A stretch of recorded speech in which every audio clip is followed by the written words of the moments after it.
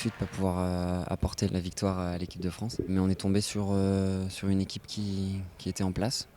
Je nous ai trouvé nous aussi plutôt en place. Et voilà, on s'était dit avant le match qu'on ne se lâcherait pas du premier au dernier point. Il y a eu des hauts, il y a eu des bas, ça s'est joué à quelques points. Mais dans l'ensemble, voilà, je reste assez fier de notre premier match ensemble en Coupe Davis, malgré la défaite. Ouais, pareil, le même sentiment. Voilà, il m'a servi dans la tête sur le premier point pour me dire voilà, bienvenue. C'était mais, pour moi. mais sinon, ouais, évidemment, beaucoup de déception de perdre ce point décisif. Hugo avait été incroyable pour remettre l'équipe à un partout. On est rentré avec beaucoup d'énergie, beaucoup de confiance. On savait qu'on jouait une des meilleures équipes du monde, du moment aussi. En indoor, je crois que c'est leur meilleure surface. Voilà, on a fait notre match. Ils ont été un petit peu meilleurs que nous et voilà, on a des regrets évidemment.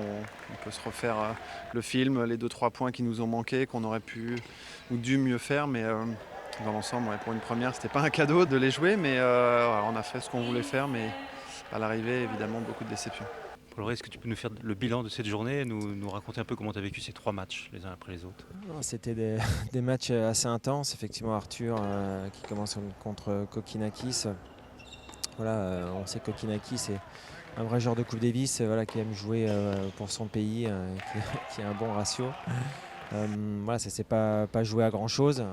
On sait qu'Arthur est peut-être arrivé avec un petit manque de confiance, voilà, après sa tournée à l'US, mais ouais, il a fait le match, il a donné le maximum. Au deuxième set, effectivement, il y a eu énormément de balles de break. Kokkinakis a eu le mérite à chaque fois de les sauver avec beaucoup d'autorité. Bien évidemment, en tant que capitaine sur la chaise, j'aurais aimé voir un troisième set, voir ce qui se serait passé. Mais ouais, il faut l'accepter. Et Hugo, c'était un très bon match dans l'ensemble. On sait qu'il aime ces matchs-là aussi. Ouais, il a quasiment volé sur le terrain. Il a réussi vraiment à commencer un petit peu pied au plancher sans relâcher jusqu'à la fin du match.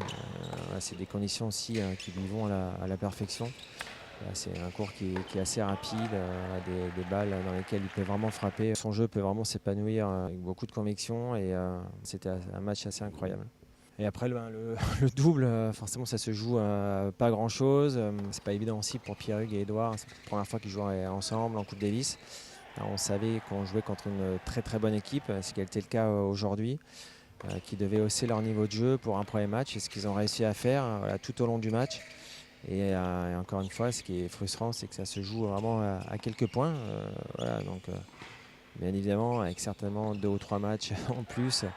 Et 3 automatismes en plus, ça peut peut-être faire la différence. Mais voilà, en tout cas, ils ont joué remarquablement bien. C'était un très bon match de double. Beaucoup de frustration et déception, bien évidemment, à la fin de la journée parce qu'on ne gagne pas cette rencontre. Ça fait 3 fois de suite qu'on perd contre les Australiens. Et maintenant, il faut quand même voilà, sortir la tête haute, se remobiliser. On joue contre l'Espagne vendredi.